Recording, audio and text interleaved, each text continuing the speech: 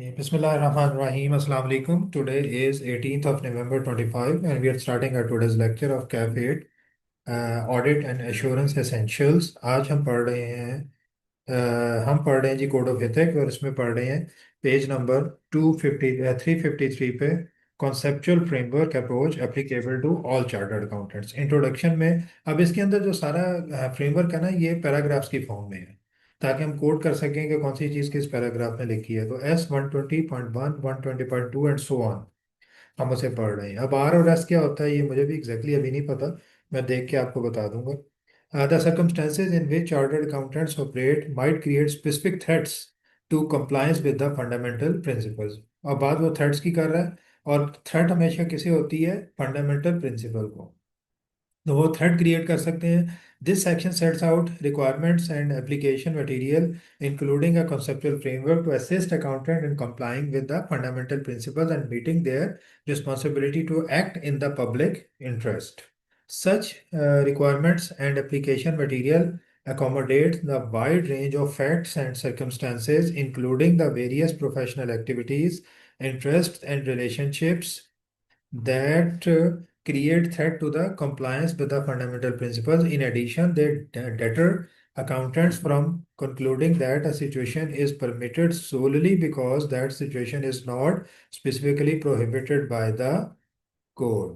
ठीक है, तो ये बड़ी जनरल सी बात की है, इसे दोबारा पढ़ने की ऐसे ज़रूरत नहीं है। वो इंट्रोडक्शन दे रहा है, उसका सारा मैसेज क्या है कि सर्टन सर्कमस्टेंसेज में कुछ ऐसे चीज़ें एमर्ज कर सकती हैं जो कि आपके फंडामेंटल प्रिंसिपल को थ्रेट ना कर रही।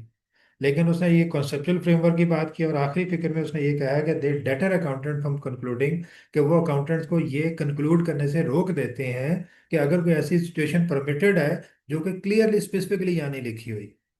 तो अब ये कॉन्सेप्चुअल फ्रेमवर्क है। कॉन्सेप्चुअल फ्रेमवर्क में हर सिचुएशन लिखी भी नहीं जा सकती, पॉसिबल नहीं होता, एक जनरल गाइडिंग प्रिंसिपल दिया जाता है। तो ये कहने का मतलब है कि वो चूंकि कॉन्सेप्चुअल फ्रेमवर्क है तो उसने एक आइडिया दे दिया कि इस तरह के हालात में ये करोगे। लेकिन इसका ये मतलब नहीं है क्योंकि स्पेसिफिक एग्जांपल या सर्कमस्टांस नहीं लिखा तो आप एज्यूम कर लो कि ये अलाउड है। आपने इन प्रिंसिपल्स को अप्लाई करके फैसला करना है कि ये जो नया सर्कमस्टेंस सामने आ गया जो क्लियरली नहीं लिखा है इसमें, उसमें मुझे क्या करना चाहिए। अपना कॉन्सेप्चुअल फ्रेमवर्क, अपने कॉन्सेप्ट्स अप्लाई करने हैं आपको। बहरहाल नहीं हो, इसमें कोई ऐसी चीज़ नहीं है जो एग्जाम पॉइंट ऑफ व्यू से आए इस पूरे पैराग्राफ में। The conceptual framework specifies an approach for a chartered accountant to identify threats to compliance with the fundamental principle, evaluate the threat identified, and address the threat by eliminating or reducing them to an acceptable level। ये important है कि क्या करना चाहिए।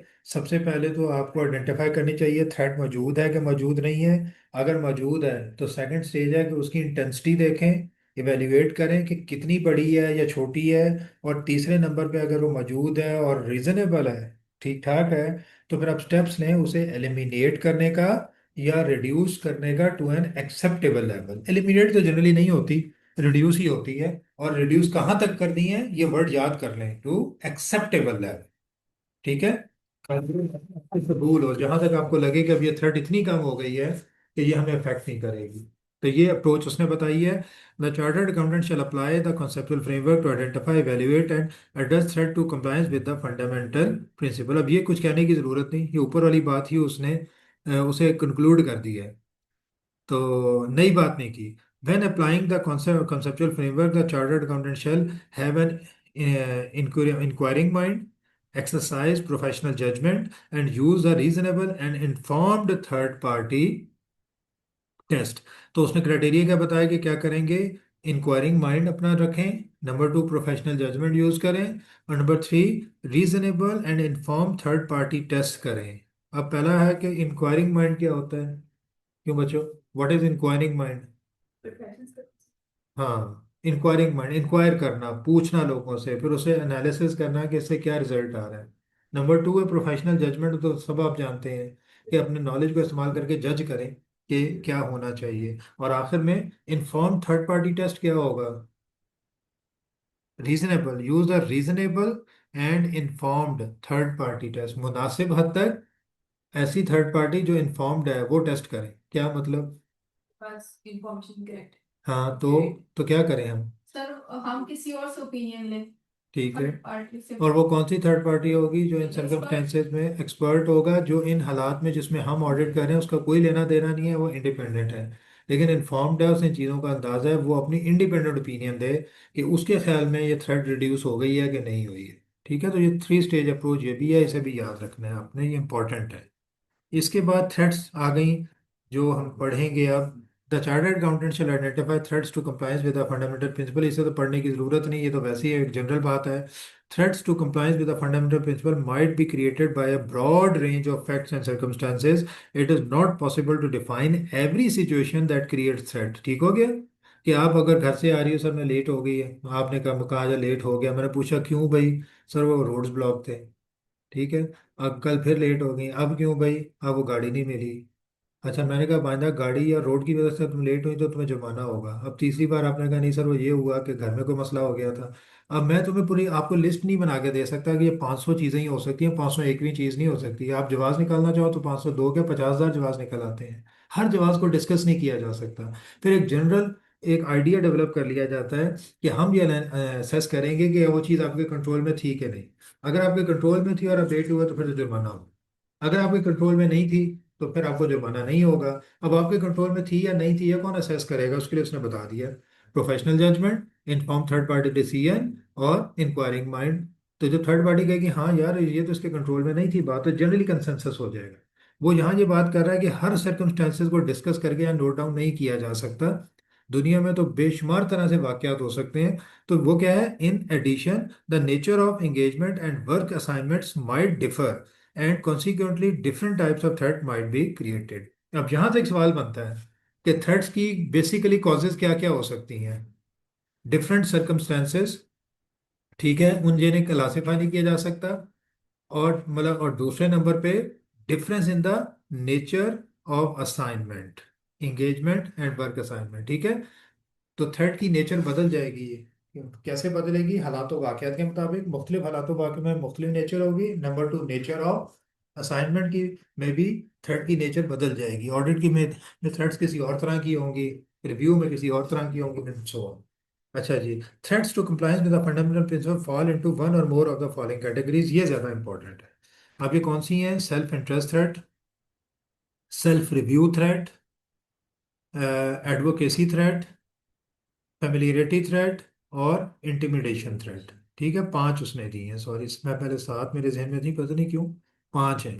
अच्छा जी, number one क्या है? Self interest threat. Self interest, अपना इंटरेस्ट है। कोई ऐसी थ्रेट है जिसमें मेरा अपना इतना इंटरेस्ट है कि मैं अपने फंडामेंटल प्रिंसिपल को सेक्रीफाइस करके पैसे के चक्कर में या किसी फायदे के चक्कर में गलत रिपोर्ट दे दूंगा। मतलब मुझे पैसे मिलने हैं, फीस। एक सेल्फ इंटरेस्ट थ्रेट है। मेरा बेटा जो है या मेरा भाई जो है या मेरी वाइफ जो है वो वहाँ पे जॉब कर रहे हैं। ये कौन सी थ्रेट है? सेल्फ इंटरेस्ट थ्रेट ही है। मेरा अपना इंटरेस्ट है क्योंकि वो वाइफ के थ्रू मेरा इंटरेस्ट है, एटसेट्रा। ये हमें पढ़ते हैं। सेल्फ रिव्यू थ्रेट, मैं उस चीज़ पे काम कर रहा हूँ जो मैंने ही बनाई थी, अपने ही किए गए काम को मैं रिव्यू कर रहा हूँ, उसी पे मैं रिपोर्ट दे रहा हूँ, तो मैं तो कभी नहीं कहूँगा ये गलत है। गलत निकलती निकल भी आए तो मैं कभी नहीं कहूँगा, कहेंगे आपने बनाई थी। ठीक है, तो सेल्फ रिव्यू वो होता है। आखिर में एडवोकेसी थ्रेट, एडवोकेट करना। एडवोकेट कौन होता है? लॉयर को एडवोकेट भी कहते हैं। एडवोकेसी करना, किसी की हिमायत करना, किसी की कंपेन चलाना, किसी को फेवर देना, मतलब फेवर तो नहीं देना, किसी की तरफ से बात करना। तो एडवोकेसी थ्रेट क्या होती है? ये हम पढ़ेंगे कि हम क्लाइंट की तरफ से कोई ऐसा काम कर रहे हैं कि हम क्लाइंट को रिप्रेजेंट करते हैं मार्केट में, क्लाइंट की तरफ से काम करते हैं और हम ही उस पर रिपोर्ट कर रहे हैं, क्लाइंट के साथ काम भी कर रहे हैं। हम तो हम कैसे करेंगे? हम तो उसके रिप्रेजेंटेटिव हैं एक तरह से। हम तो उसके लिए कोई कैंपेन चलाते हैं और हम कैसे उसी की गलती निकालेंगे? हमारे एक तरह से इंटरेस्ट भी है उसके साथ। तो इसे हम अभी पढ़ते हैं कि इसकी नेचर क्या है। ठीक है। अ, उसके बाद चौथी क्या है? Familiarity threat. ये जो मैंने पहले कही थी ना वाइफ वाली, वो सेल्फ इंटरेस्ट नहीं है, वो फेमिलियरिटी थ्रेट है कि मैं क्लाइंट के साथ इतना फेमिलियर हूँ, मैं वहां पे कुछ लोगों के साथ इतना फेमिलियर हूँ कि फेमिलियरिटी की वजह से मैं गलत रिपोर्ट दे दूंगा। सेल्फ इंटरेस्ट में जनरली ना फाइनेंशियल बेनिफिट या अपना पर्सनल बेनिफिट आता है। अगर आप वाइफ के थ्रू, बेटे के थ्रू, बहन के थ्रू, या भाई के थ्रू या कोई दोस्त के थ्रू अगर कोई चीज़ है हो रही है, आप उसे फेवर देने के चक्कर में पढ़ सकते हो, तो वो इसमें फॉल करेगी, फेमिलियरिटी थ्रेट, कि आप फेमिलियर हो क्लाइंट से। और आखिर में इंटिमिडेशन थ्रेट, धमकी। अब धमकी कई किस्म की हो सकती है, फिजिकल धमकी भी हो सकती है, क्लाइंट बहुत ही बदमाश किस्म का है कि अगर तुमने ये रिपोर्ट ना दी तो मैं तुम्हारे देख लूंगा तुम्हें। ठीक है, या वो फाइनेंशियल थ्रेट भी दे सकता है, मतलब कि अगर तुमने ये ऐसे मेरे मतलब की रिपोर्ट ना दी तो अगला ऑडिट मैं तुम्हें नहीं दूंगा।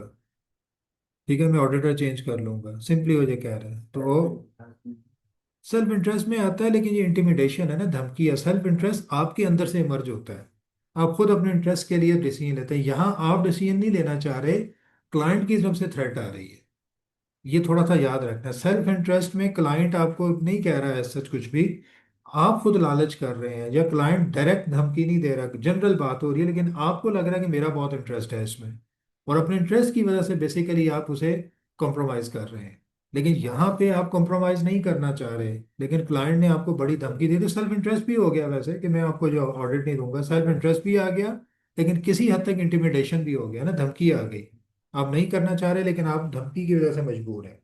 लेकिन इसमें दोनों आ जाएंगे। अब अगर ऐसा कोई सवाल आता है ना, आप इसमें कहीं, इसमें आप यही आपने जवाब देना है कि इसमें इंटिमिडेशन का भी एक रोल है और सेल्फ इंटरेस्ट का भी रोल आ रहा है। ठीक हो गया। अच्छा, अब इसे हम पढ़ लेते हैं कि इसने लिखा क्या है इसमें। सबसे पहले self interest, the threat that a financial or other interest will inappropriately influence a chartered accountant judgment और behavior।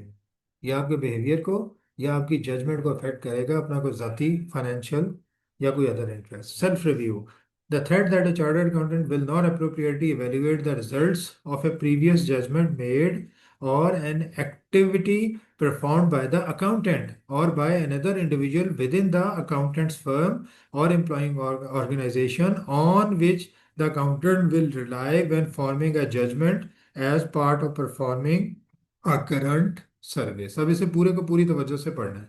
सेल्फ रिव्यू में ना सिर्फ अपना काम, बल्कि आपकी टीम ने जो काम किया था वो भी काम, बल्कि आपकी जो जैसे ऑडिट फर्म है आपकी, आपने नहीं किया लेकिन आपके ऑडिट फर्म में किसी ने काम किया था तो वो भी, उसने इसे ब्रॉडर रखा है थोड़ा सा। सिर्फ आपका जाती हैसियत में बात नहीं कर रहा, आपकी फर्म, आपकी अपनी जो एंगेजमेंट टीम थी वो, या आपसे रिलेटेड कोई बंदा, उसके काम को आप रिव्यू करेंगे और इस तरह करेंगे कि आप अपनी इंडिपेंडेंट जजमेंट या ओपिनियन ना देने का के चांसेस मौजूद हैं। The third that a chartered accountant will not appropriately evaluate the results of a previous judgement made. पिछला जजमेंट मेड किसने, हमने ही मेड किया था, मतलब पिछली असाइनमेंट जो की थी उसमें जो जजमेंट किया था, अब हम उसे प्रॉपरली वैल्यूएट नहीं करेंगे। क्यों? क्योंकि वो जजमेंट हमने ही की थी। और an activity perform by the accountant, या जजमेंट की थी या कोई एक्टिविटी परफॉर्म की थी, or by another individual within the accountant's firm or employing organization on which the accountant will rely when forming a judgment as part of the performing a current audit, के उसमें हम rely करेंगे current अपनी opinion देते हुए, और वो है वो हमारा ही काम था, हमारे ही लोगों ने काम किया था, तो फिर मेरी ओपिनियन बाइस्ड हो जाएगी। अपने ही किए गए काम की बेस पे मैं अब भी जज कर रहा हूँ चीज़ों को। एडवोकेसी थ्रेड में जो मैंने जैसे बताया था, that the threat that chartered accountant will promote a client's or employing organisation position to the point that accountant's objectivity is compromised. आप उसे इतना ज्यादा प्रमोट करते हैं कि आपकी अपनी ऑब्जेक्टिविटी कॉम्प्रोमाइज हो जाए। फॉर एग्जाम्पल, मैं आपको एग्जाम्पल देता हूँ। आप एक ऑडिट फर्म में, आपके पास एक क्लाइंट आता है कि मेरा ऑडिट कर दें, आपकी फर्म ने ऑडिट कर दिया और आपने क्लीन रिपोर्ट दे दी, मार्केट में रिपोर्ट चली गई। कोई ये कह सकता है कि आपने बेईमानी की है, आपने गलत रिपोर्ट दी है? बोलो एम ही खाम पा, कोई ऐसा एविडेंस मौजूद नहीं है जब तक कि वो प्रूव ना करे। लेकिन अगर आप इस क्लाइंट को प्रमोट करते हैं, आप जगह जगह बैठ के कहते हैं यार इनकी शुगर बहुत अच्छी है, शुगर मिल की आप शुगर खरीदें, आप इनके एक प्रमोटर के तौर पर भी काम करते हैं और आप ही इनके ऑडिटर हैं। अब जब आपकी ऑडिट रिपोर्ट जाएगी और ऑडिट रिपोर्ट पढ़ने वाले को पता चलेगा कि आप तो इस क्लाइंट को प्रमोट भी करते हैं जगह जगह बैठ के, तो क्या वो आपकी रिपोर्ट पर रिलाई करेगा? वो कहेगा आप तो इनके प्रमोटर हैं, आप तो चाहते हैं कि इनकी शुगर बिके, आपका भी इसमें इंटरेस्ट है, किसी भी तरह का इंटरेस्ट। आप प्रमोट करते हैं इसे, बकायदा लोगों को नजर आता है कि आप इसे प्रमोट करते हैं, तो फिर आपकी रिपोर्ट पे हमें शुबह है कि आपने तो इसे फेवर दी होगी क्लाइंट को।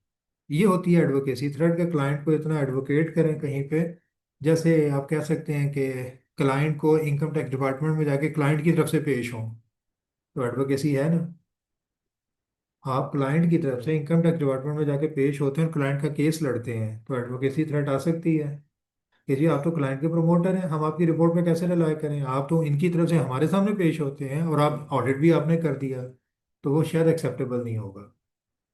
उसके बाद आता है जनाब familiarity threat, the threat that due to a long or close relationship with a client or employing organization, a chartered accountant will be too sympathetic to their interest or too accepting of their work। वो उनकी तरफ बहुत ज़्यादा sympathetic होगा, रहमदिली का सबूत देगा, या उनकी तरफ बहुत, उनके काम को बहुत ज़्यादा कबूल कर लेगा बगैर ड्यू काम किए, मान लेगा कि हाँ जी आपने ठीक किया होगा।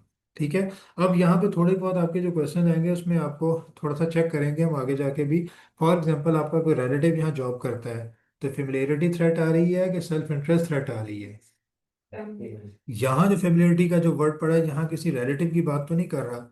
Relationship with the client, longer or close relationship with the client, longer और बहुत देर से आप क्लाइंट के साथ हैं, और क्लोज रिलेशनशिप का मतलब ये हो सकता है कि आपका कोई बहुत करीबी अजीज वहां पे बैठा हुआ जी। क्लाइंट अगर 5-6 साल से था वो है ना, लॉन्ग लास्टिंग लिखा तो है, यही तो मैं कह रहा हूँ। आप पिछले 5 साल से इस क्लाइंट के साथ हैं, तो नाना करते करते भी दोस्ती हो जाती है, एक सिंपथी क्रिएट हो जाती है क्लाइंट के साथ, ये वो उसकी भी बात कर रहा है। ठीक है। इसलिए जो बैंकिंग ऑडिट्स होते हैं उसमें पाकिस्तान में लॉ है, जो मुझे याद है अभी चेंज ना हो गया, कि हर 5 साल के बाद बैंक को अपने ऑडिटर चेंज करने पड़ते हैं। बैंक के ऑडिटर 5 साल से ज़्यादा नहीं चल सकते। और इस तरह गवर्नमेंट सेक्टर में भी है कि 3 साल से ज़्यादा ऐसी चीज़ें रिस्ट्रिक्शंस मौजूद हैं कि उससे ज़्यादा ऑडिटर कंटिन्यू नहीं करता, उसे गैप देना पड़ता है, फिर अगले साल दोबारा आ सकता है जनरली, लेकिन एक बार गैप ज़रूर देना पड़ता है।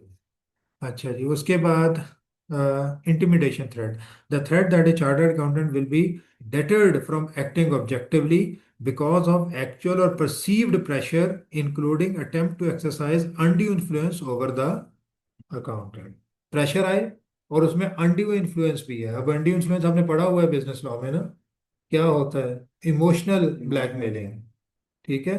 तो वो भी हो सकती है, तो इसमें वो चीज़ आ जाती है कि मैं आपको ऑडिट नहीं दूंगा, मैं ये नहीं करूंगा, या किसी भी किस्म की चीज़ आ सकती है, उसे इंटिमिडेशन, जहाँ धमकी का एलिमेंट आ जाएगा ना, वो इंटिमिडेशन थ्रेट होगी। अच्छा जी, a circumstances might create more than one threats and a threat might affect compliance with more than one fundamental principle। याद रखने, एक थ्रेट एक से ज्यादा प्रिंसिपल को अफेक्ट कर सकती है, और एक ही हालात में एक से ज्यादा थ्रेट्स भी सामने आ सकती हैं। याद रखना है, ठीक है। ये थोड़ा सा आपको एवेल्युएट करना पड़ेगा कि एग्जांपल में, एग्जांपल पढ़ते हैं। Review the 5 situations. You are the audit partner on the audit of pension scheme retirement fund. The fund has recently change its investment policy and decided to outsource all its investment and cash to a mutual fund.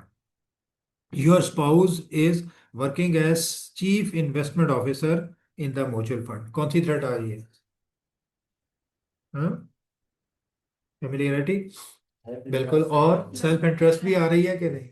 दोनों आ रही। तो नीचे देखें, उसने लिखा है self interest and familiarity. Clear हो गया? अच्छा जी, आगे बाकी पढ़ लेना है आपने डिटेल में। In H Processing Plant Limited has been a long-standing tax client of your firm. They have outsourced tax preparation and compliance services to your firm. Due to the good relationship, they have also requested your firm to act as the auditor. They intend to keep the tax outsourcing with your firm। कौन सी threat आ रही है? Self review आ रही है कि नहीं? ठीक है, शाबाश। हाँ, फेमिलियरिटी भी है, बहुत अच्छी बात है, उसने नहीं मेंशन किया, आप ये ज़रूर मेंशन करेंगे कि अगर आप बहुत देर से उनके साथ हैं तो फेमिलियरिटी थ्रेट भी आ जाएगी। ठीक है। आगे, H Processing Plant Limited has been facing a litigation with tax authorities. They have offered your firm to act as a tax representative on their behalf and have offered a material amount in commission if the outcome is in their favor। जी, self interest और advocacy भी तो आ रही है ना, आ रही है कि नहीं? आप क्लाइंट को एडवोकेट करेंगे, क्लाइंट के बिहाफ पे पेश होंगे, तो फिर हो सकता है कि पैसों के चक्कर में आप थोड़ा सा मसला करें। ठीक है। और एडवोकेसी में आप इंडिपेंडेंट नहीं रहेंगे, उसने आपको अपना रिप्रेजेंटेटिव बनाया, तो आप क्लियरली सारी बातें क्लियर नहीं करेंगे। अच्छा जी, उसके बाद mister Jahanzeb is the audit partner of APM investment limited for last 10 years। Familiarity thread, शाबाश। फैमिलियरिटी, हाँ जी। अच्छा जी, 4, नहीं सॉरी, इसने एडवोकेसी लिखा है। मिस्टर जहांजेब है कौन? ऑडिट पार्टनर है ना APM। Audit audit partner is the audit partner of APM investment कौन सी थी जिसे वो दे रहे हैं?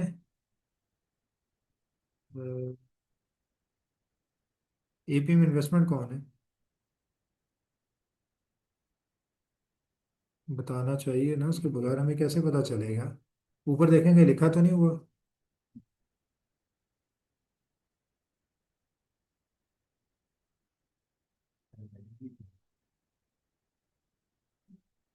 सर उसने वाले को 0.3 और 4 दोनों में एक्सपेंड किया है।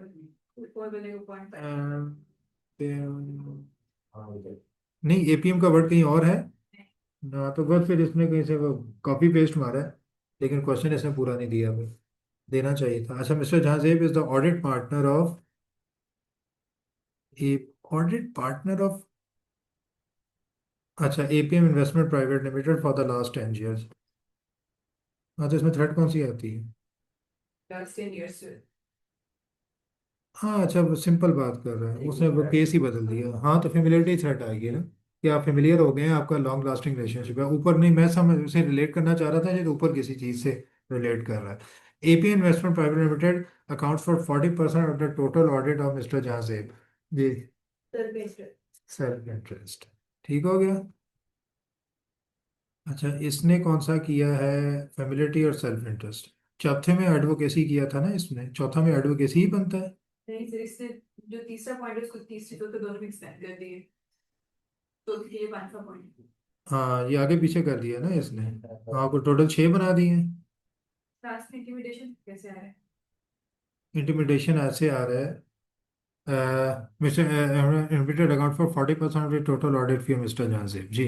अच्छा, कैसे आ रहा है इंटीमिडेशन? जी, कैसे आ रहा है, जरा देखते हैं, आप लोग भी जरा जज करो ना। शाबाश। सोचने देंगे हैं? 40%। तो उससे क्या होता है? उसको बोलेगा कि केस मतलब आपने गलत थे ओपिनियन दे तो केस नहीं लगा। हाँ, क्यों बचे? आपके टोटल रेवेन्यू का 40% एक ही बंदा दे रहा है, तो आपके जहन में खौफ होगा कि अगर ये चला गया तो मेरा 40% रेवेन्यू चला जाएगा। तो फिर आप थोड़े प्रेशर में होंगे कि इसकी बात मान ही लो। ये होती है इंटिमिडेशन। थोड़ा सा आप पे प्रेशर होगा रेवेन्यू की वजह से।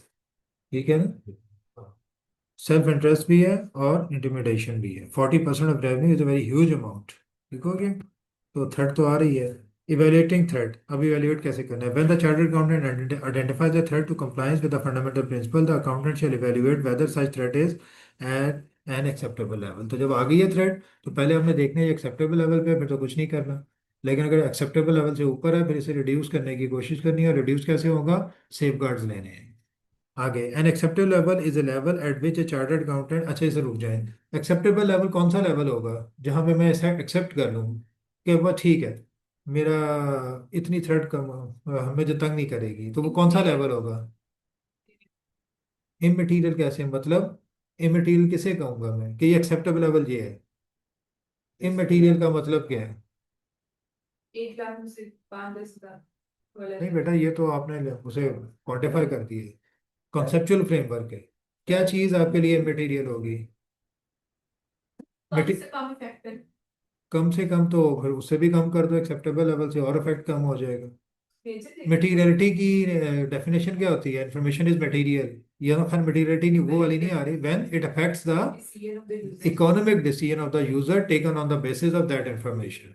तो अगर ये जो डिसीजन है, अब इसकी बेस पे ये थ्रेट है, ठीक है, ये एक्सेप्टेबल लेवल पे है कि ये आपके डिसीजन को अफेक्ट नहीं करेगी, या यूजर के डिसीजन को अफेक्ट नहीं करेगी। वो ये नहीं कहेगा कि नहीं भाई आपको ये नहीं करना चाहिए था, वो कहेगा इतनी थ्रेट तो होती है, कोई बात नहीं, आपको हम आप पे ट्रस्ट करते हैं। लेकिन अगर सुनने वाला ये कहे कि नहीं यार, ये तो आपका इंटरेस्ट था इसमें, तो हम तो आपकी रिपोर्ट को नहीं मानते, तो फिर एक्सेप्टेबल लेवल नहीं है। और इसका टेस्ट क्या बताया उसने? कैसे टेस्ट करेंगे कि ये एक्सेप्टेबल लेवल पे है कि नहीं है? Third party. तीन चीजें थी: inquiring mind, number two professional judgment, and number three informed third party test. इन चीज़ों को रिलेट करना है और ऐसे ही रिलेट करना है। एक्सेप्टेबल लेवल में तीनों चीज़ें घुसा दो, इन तीनों चीज़ों से पता चलेगा कि ये एक्सेप्टेबल लेवल पे है कि नहीं है। ठीक है ना? तो क्या लिख रहा है? वही वाली बात आ गई नीचे, an acceptable level is a level at which a chartered accountant using the reasonable and informed third party test would likely conclude that accountants complies with the fundamental. Third party का नहीं यार, तुम कंप्लाई कर रहे हो, threat तो मौजूद है लेकिन हमें नहीं लगता कि तुम इसमें कॉम्प्रोमाइज हो रहा है, ठीक है बस। जब थर्ड पार्टी ने कह दिया तो इसका मतलब बस ठीक है। ठीक है, इन्फॉर्म थर्ड पार्टी। फिर factor relevant in evaluating the level of threat, अब थ्रेट का लेवल कितना है, एक्सेप्टेबल लेवल है, ऊपर है, नीचे है, वो कैसे करना है। The consideration of qualitative as well as quantitative factor is relevant in the chartered accountants evaluation of threats as is the combined effect of multiple threats if applicable. तो दो चीजें बताई, क्वालिटेटिव एस्पेक्ट भी देखना है, क्वांटिटेटिव एस्पेक्ट भी देखना है, और फिर ये भी देखना है कि एक से ज्यादा थ्रेड्स हैं तो उनका कंबाइंड इफेक्ट कितना हो रहा है। तीन चीजें उसने बताई हैं, इन्हें याद रखना है, ठीक है। क्वालिटेटिव, क्वांटिटेटिव और कंबाइंड इफेक्ट, तीन चीजें। कंसिडरेशन ऑफ न्यू इंफॉर्मेशन और change in facts and circumstances, अब कह इन्फॉर्मेशन चेंज हो गई है, चीजें बदल गई हैं, तो आपके उसका आपकी थ्रेड पे और आपके चीजों पे क्या फर्क पड़ेगा। If the chartered accountant becomes aware of new information or changes in facts and circumstances that might impact whether a threat has been eliminated or reduced to an acceptable level, the accountant shall reevaluate and address that threat accordingly। क्या कहना चाह रहा है, simple अल्फाज में बताएं, सादा अल्फाज में क्या कहना चाह रहा है। और वो जब उसके पास न्यू इन्फॉर्मेशन आ जाएगी तो वो अपने थ्रेड को दोबारा से एवेलुएट करेगा। दोबारा से करने का मतलब मतलब न्यू क्या है, मैंने कहा इन्फॉर्मेशन पूरी करो, पूरा जवाब दिया करें सिंपल अल्फाज में कि वो देखेंगे थ्रेड को इवेल्युएट कर चुका था कि ना वो न्यू इन्फॉर्मेशन और जो वो भी है एक्सेप्टेबल लेवल से ऊपर थी या नीचे थी, जो भी थी, अब एकदम नई इन्फॉर्मेशन आ गई तो रिवैल्यूएट करें। हम जिंदगी में भी तो यही करते हैं ना, हम एक डिसीजन लेते हैं, अचानक कोई नई खबर आ जाती है, हम दोबारा अपने माइंड को दोबारा रीबिल्ड नहीं करते कि यार ये तो बड़ा अच्छा हो गया, हम तो परेशान थे, परेशानी दूर हो गई, हम कहते हैं ना यार ये क्या नई मुसीबत आ गई। पहले अच्छा भला सोचा होता है कि घर से निकलेंगे, जब नया इन्फॉर्मेशन आई तो नहीं नहीं अब नहीं निकलना यार, पहले ये काम कर लूँ, तो हम अपना माइंड रीबिल्ड करते हैं। तो वही तो ये बात कर रहा है कि आपने पहले इवेल्यूएट किया था, अब नई इंफॉर्मेशन आई है तो उसे रीवैल्यूएट करके अब दोबारा रीअसेस करें। कॉमन सेंस की बात ही कर रहा है, कोई नई बात तो नहीं कर रहा। Remaining alert throughout the professional activity assist the chartered accountant in determining whether a new information has emerged or change in the fact or circumstances have occurred that impact the level of threat affect the accountants conclusion about whether safeguards applied continue to appropriate to address threat. अब वो कह रहा है, थोड़ा explain कर रहा है कि जब भी नई इन्फॉर्मेशन आती है तो आपको अलर्ट रहना चाहिए। नई इन्फॉर्मेशन आती है, समझ है कि आपने एक बार थ्रेड इवेल्युएट कर लिया, बस सुकून से नहीं बैठना, हर वक्त अलर्ट रहें थ्रू आउट द एंगेजमेंट। जब भी नई इंफॉर्मेशन आए तो फौरन असेस करें कि मेरी थ्रेड पे क्या इम्पैक्ट आया है, और इम्पैक्ट क्या आ सकता है, लेवल ऑफ थ्रेट में चेंज आ सकती है, आपका जो वैल्यूएशन है। और दूसरा, अगर आपने सेफ गार्ड्स लिए थे उन्हें भी रिकंसिडर करना पड़ सकता है ना, कि पहले दो सेफ गार्ड लिए थे अब दो और लेने पड़ेंगे, ये दो काफी नहीं है, तो वो थ्रेट के लेवल और safeguards to be taken दोनों पे असर पड़ेगा नई इंफॉर्मेशन का। क्लियर हो गया, इसे आपने याद रखना है। If new information results in the identification of a new threat, तो क्या करना चाहिए, पहले ये थ्रेट थी नहीं, हालात चेंज हुए और बिल्कुल नई थ्रेट सामने आ गई तो उसे वैल्यूएट करें, उसे तो पहले किया ही नहीं था, तो उसे जीरो से वैल्यूएट करें, पूरी डिटेल से वैल्यूएट करें। The chartered accountant is required to evaluate and as appropriate address this threat. ठीक हो गया, तो इसकी एग्जांपल बेटा आपने घर पे पढ़नी है, कल हम करेंगे, अभी मैं इसलिए छोड़ रहा हूँ कि इसने जाना है बच्ची ने, आप फिर मज़े करो। आपने इसे पढ़ लेना है, कल हमने इस चैप्टर को हर सूरत ख़त्म कर देना है, ठीक है। ठीक है। और उसके बाद हम वापस आएंगे, चैप्टर नंबर 3 है इसके बाद, तो 3 से हम अब शुरू करेंगे, ठीक है। चलो, ओके, कल हम इंशाल्लाह इसे ख़त्म, है तो बहुत कुछ अभी इसमें, लेकिन कोशिश करेंगे कि इसे थोड़ा सा समअप करें, ठीक? ओके, अल्लाह हाफिज़। ओके जी, मैं रिकॉर्डिंग भी ऑफ कर रहा हूँ, इंशाल्लाह कल मुलाकात होगी। अल्लाह हाफिज़, अस्सलाम वालेकुम।